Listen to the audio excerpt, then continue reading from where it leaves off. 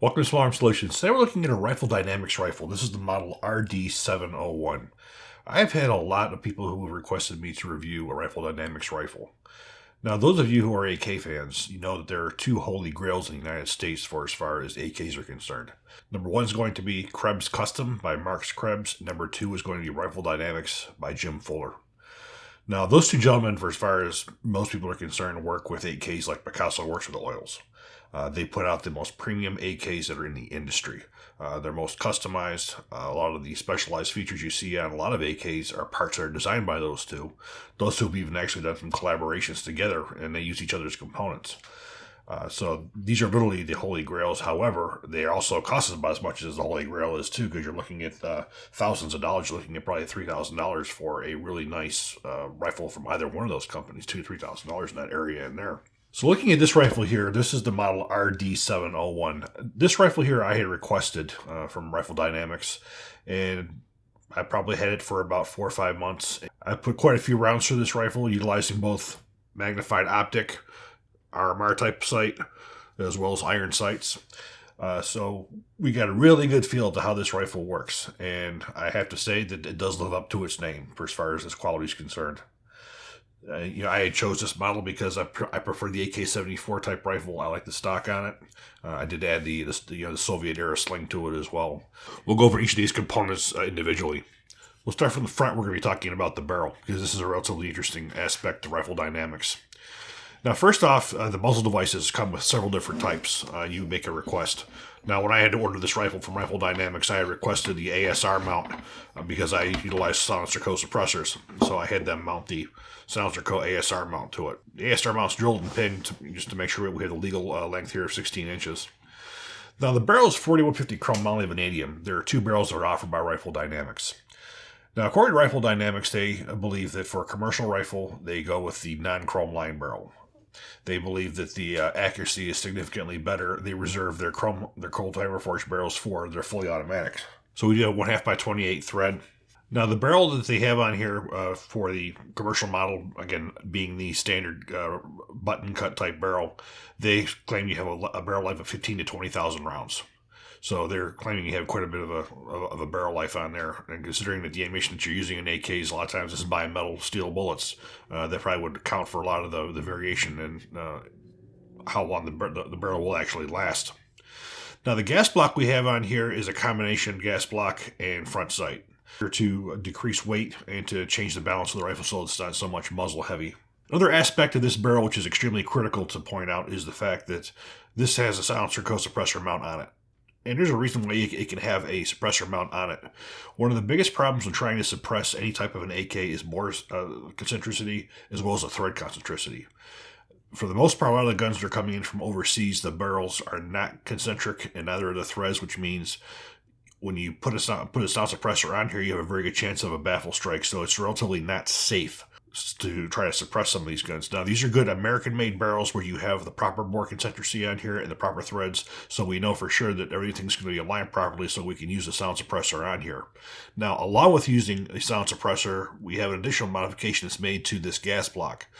There's a gas valve type key in here which utilizes Allen key to adjust the gas on here so you can decrease the gas so you can use a suppressor. Most AKs are extremely overgassed and they are unable to be suppressed because they are overgassed. You have failures to extract. Everything's operating much quicker, especially when you put a cannon there. You're increasing your rate of fire by probably 100 plus rounds per minute. So the combination of these two are what makes this thing suppressor capable. Now, another thing about this adjustment is not designed to be adjusted on the fly.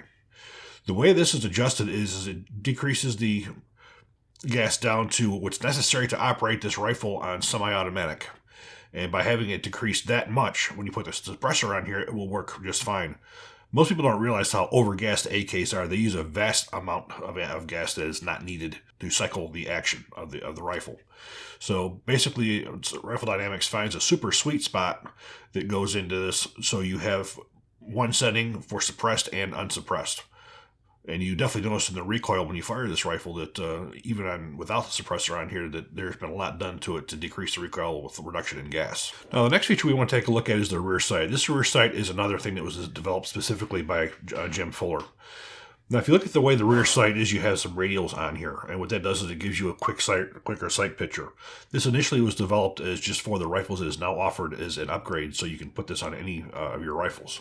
Now, this sight is also a little more realistic as well for as far as it's adjustable up to 300 yards. Now, we see AK sights, rear sights that are adjustable out from anywhere from 6 to 8 to 1,000 yards, which is extremely optimistic for this cartridge, being 7.62 by 39. This is a lot more practical going out to 300 meters. Now, the lower receiver on here, or the receiver on here, is made by a company called Marissi. Now, according to Rifle Dynamics, they feel this is probably the finest receivers that are made out there for as far as its heat treat, the way it's riveted, the strength of it. So this is basically what all Rifle Dynamics rifles are built off of. Now, a lot of the rifles that you'll see, including a lot of the ones by Krebs Custom, most of these were guns that would come in from Russia when they were still legal, and they would modify the rifles to the current configurations, going from the commercial version to more of the military style. And the guns were modified. Well, due to the fact that you have restrictions on the guns coming in from Russia, basically you have to build them from the ground up. So basically what you're having here is a American-made lower receiver that is made to exacting standards that will increase the quality, probably even that over what comes out of Russia. Now, a lot of people will disagree. They feel that Russia is the holy grail for AKs, but that is not necessarily true, especially in my experience. Russian rifles, when you see them in the wild, not the commercial rifles, there's not much of a difference between them and most other companies. There's other companies, at least in my opinion, that I think even exceed the Russian standards. So that does not detract from these rifles whatsoever, the fact that these are utilizing American-made receivers. Now, the safety that we have on this one here is a standard AK-type safety. There's also one that utilizes a notch on here, which enables you to lock the bolt open to the rear. Now, next thing I want to talk about with this is the trigger. The trigger is a G2 and is also a very modified trigger. One of the things about this entire rifle is there are no sharp edges. This entire rifle has been deburred. You can see how the human hand touches every part on this rifle as far as there being no burrs. The trigger is no different. The trigger has been smoothed out to the point where this is one of the most smoothest AK triggers that you will find out there. It's not just a drop-in. Everything is modified onto these rifles. Now, this trigger breaks around 4 pounds. This particular trigger was extremely light. For as far as accuracy was concerned, the quality of that trigger made a big difference on the grip size, which we're going to get into after we get to the range footage. Now, the pistol grip we have on here, this is sort of very unique to Rifle Dynamics as well. This is a tango down pistol grip, which is stippled to give you really an incredible feel. When I first saw this, I figured I was going to probably put a Magpul Mo on here because that generally is my preferred trigger. But this is an excellent pistol grip, and your finger does not move from it whatsoever. Now we're going to take a look at the handguards. We're going to go back up to the front again. The lower handguard is a standard American-made AK-74M type handguard. The top is what's very, very different. The top handguard is manufactured by a company called Ultimac, and what we have is a 1913 rail on the top, and it is held on. There's 2 set screws up here that keep it from moving. I was quite skeptical that it was going to retain zero, so we did take this sight out. Now, this sight here is a Microtech made by Aimpoint, and it's held down with an arm shoulder lever mount. So something was easy to take on and off, which is what you would want at something like this. Now, the way this particular sight was set up, you do have co-witness between the iron sights going through this sight as well. Well, we had taken this off and on several times, and this had held and retained zero. We zeroed this at 25 meters. Obviously, that's what these red dots are specifically designed for, is a closer range. And it was the accuracy was quite stellar for that of an AK. Especially with the different types of ammunition that we did use. Now, all the parts that we see on here are available for you to upgrade your rifle. This is all put together into one rifle, but each of these individual components is available from Rifle Dynamics or other companies that you're able to update. So what we're going to do is we're going to take some things apart here, but the next thing I really want to go over is the optic. So we want to test the accuracy of this rifle, and the best way to do that, obviously, is to utilize a real scope rather than an RMR. Utilizing the micro dot, Brandon from the gun room was able to get a group of 2.8 inches at 100 yards with just that, and of course that damn dot is over 2 inches in diameter as well. So the accuracy was quite well, but we want to see a little bit more of a pinpoint. Now, in order to do that, we had to get a proper mount. The mount that we chose here was Midwest Industries. Now, the rifles as they come from Rifle Dynamics all come with the standard Soviet-style mount that goes on the side of the receiver that's riveted into place. And this mount here, doing some research, I found, what people were saying was the finest mounts that you could put on these. And Midwest Industries kept popping up as being the best one, so that's what we got. Now, due to the fact that these Eastern Bloc type guns are not very consistent in their manufacture for as far as dimensions, the optic was designed so you had a adjustment in here with a screw so you could adjust the tension. So if you had a out of spec or in spec or somewhere in between or somewhere outside, you'd be able to adjust so you would get a precision fit to it, which is exactly what this one was. This one is a complete 1913 rail on top. This is a question of return to zero. We found the return to zero was not as precise as the front. Now, I think a lot of that has to do with the fact that you're looking at a magnified optic, which will show you more than a non-magnified optic. However, we weren't talking about much of a difference at all. We were talking with less than an inch worth of shift when we did have that. But we also have to expect that out of a mount like this versus a mount like an AR where you have it mounted directly onto the flat top receiver. This is an external type mount that you have a mount that's clamped onto, so it's just not the same. But these guns were never designed to be mounted with optics along this line for as far as precision. They were mounted to have optics that were placed on them, so you would have more of a combat type accuracy rather than what you would expect out of a sniper or a match type rifle. So for as far as removal was concerned, you have a button, you push, and it would slide right off. This is the Access Raptor of the primary arms optic. Primary arms optic. This is really the first or second time I've had a chance to use this optic. Certainly been very pleased with its performance. The optic mount I have on here is an Aero Precision mount. Now, this was a mistake. I should have had some lower rings. That would have been much better to have some lower rings, but I didn't have any available to me. Normally, when I mount scopes, therefore AR type rifles, which is what this is, which is a higher mount, so you could have co-witness and just the way the rifle sits. All I had access to is at this point. If I had it to do over again, I probably would have gotten some low rings, so this would have set a little bit more naturally to my face. So I definitely would recommend that you get low rings when you're mounting one optic to this type of a rifle. We're going to take this thing apart and take a look at the inside. Now, the magazine that we have on here, this is an Ultimag. When we tested this rifle, just like with any AK type rifle, we have numerous different types of magazines. We tested Magpul standard steel that came out of Russia, Germany, Hungary, Yugoslavia. We had CA magazines. We had a plethora of magazines, and this thing accepted everything we put in it, with the exception of Tapco and ProMag, which that's the tale we always tell. You find fewer rifles that actually will utilize any of those American-made magazines. But this magazine just one that I particularly do like. It's sort of got the Magpul witness window on the side, and these have been used for the last several years, non-stop on testing AKs, and I've never had a single issue with them.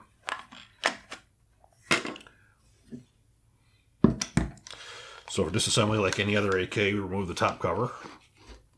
Extremely tight top cover. Spring. And we have the bolt and bolt care. So you can certainly see, there are no sharp edges on here. Now, I don't know if the bolts are something that they do a lot of their modifications to, but everything here seems to be very smooth. Now, one of the things that we look at with any stamp receiver is we look at rivets. We want to make sure that the rivets are strong, they're not deformed. And of course, looking at this, these rivets are perfect. No deformation, period. Everything is tight. So that's something that we would expect out of a rifle of this price point. The trigger, as I said, all deburred. I mean, you can just feel how all these edges are broken on here. It's extremely smooth. Trying everything here is all tight. There's there's nothing to complain about. It's very, very, very well made, and you can definitely see that attention to detail. The finish on here is a Cerakote finish. It's a Cerakote green type finish. Now, they're like anything, you can request any color that you wanted. I had requested the green. I thought it was a really neat shade between the black and the green together. But you can get complete black. I'm sure you can get any color that you would want. To remove the gas block with the combination of this 1913 rail, you would have to utilize hex screws to remove that. No reason to remove that, so we're not going to bother removing that. But looking at the inside of the receiver and the outside, fit and finish is, again, absolutely perfect. Now, the stock. Talk a little about the stock. As you see, there's many different types of stocks you can get. You can get fixed stocks, you can get side folding, you can get ones that have a foul look to it. You have, of course, the Zukov type stocks. There's a lot of different ones. Why did I choose this one? Well, for the most part, I like the look of it because I'm a big AKS 74 fan. 2, it is strong and it is durable. Now, the underfold stocks that you would have, the more the German MP5 type, are the most uncomfortable stocks in the face of the earth to try to use. This is not. This is relatively comfortable. The only complaint that you really have about these is the fact that you have the smooth butt on here and it tends to slide off your shirt. Interestingly enough, if you were to look at some of the Soviet-designed AKS-74s, there is a rubber butt plate that goes on the back of here. That's what you see these two screws, holes that are in the back here for, is for mounting that. Unfortunately, we don't see those too much here in the U.S., but those make a big difference on the rifle not sliding off of your shoulder. Now, you do get a little bit of a ping from when the rifle fires, hearing because of the metal stock. You hear sort of a little ping to it, but not really distracting at all. But it is light, it is durable, and it is strong. And also, by having this side folding stock, it allows you to have your scope mount on here as well, where you have the underfolders. Because of the way they fold, it's not going to happen. And of course, most other stocks that fold to the side, they're not going to be able to utilize the scope mount as well. So reassembly is typical.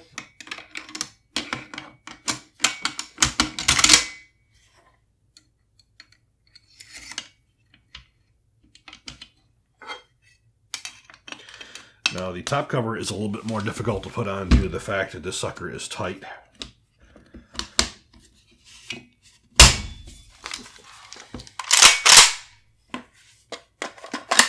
The sound suppressor I'm using here is a Silencer Co. 36M. Now, the 36M, probably of all the Silencer Co. cans, is probably the most versatile. It goes from pretty much every caliber range up into including a 338 Lapua. It is an extremely versatile can. There is an extension that goes onto here that screws right on to give you some extra baffles that will definitely increase your sound suppression. I went with a shorter version of this, and the end cap here is 30 caliber. And again, I use ASR mounts. And this can has been excellent for everything that I put it on. I've had it on 5.56s. I've had it on 7.60x39. I've also used the Omega on here as well. As you can see the difference in the size between the two of them. You do have an extension that will get it just as long, but it'll also be more compact. And this one here has a far more range of calibers that we'll use than this one here does. We tested several different types of ammunition, everything from Wolf and tool ammo, which is the steel case, which is a higher pressure cartridge. And then we also had several American-made ones, including the American Eagle. We also had a lot of Hornady. Hornady has probably two of the best loads that we see. We see 123 grain jacketed hollow point. The jacketed hollow point, in my opinion, is probably the most accurate of any of the 7.62 types of ammunition I have ever fired.